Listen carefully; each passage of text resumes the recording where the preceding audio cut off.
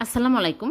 আজকে আমি half cup গুঁড়া দুধ দিয়ে 4 রকমের মিষ্টি বানিয়ে দেখাবো। নরম তুলতুলে মুখে দিলেই মিলিয়ে যাবে। প্রথমে হাফ কাপ আটা নিয়েছি আর হাফ কাপ গুঁড়া দুধ আর বেকিং সোডা হাফ চামচের অর্ধেক 1 টেবিল চামচ ঘি দিয়ে ভালো করে মিক্স করে নিয়েছি। তারপরে নর্মাল পানি অল্প অল্প করে দিয়ে সফট একটা ডো তৈরি করে নেব। তারপরে আমি হাত ধুয়ে এরকম করে ছোট ছোট করে বেবি সুইট মিষ্টির শেপ দিয়ে নিচ্ছি। 30টা বেবি সুইট মিষ্টি বানালাম। তারপরে বানাবো চমচম, তারপরে ক্রিম জাম, তারপরে বানাবো গোলাপ জামুন। সবগুলো মিষ্টি আমি বানিয়ে নিয়েছি। এখন এই মিষ্টিগুলো আমি তেলে ভেজে নেব।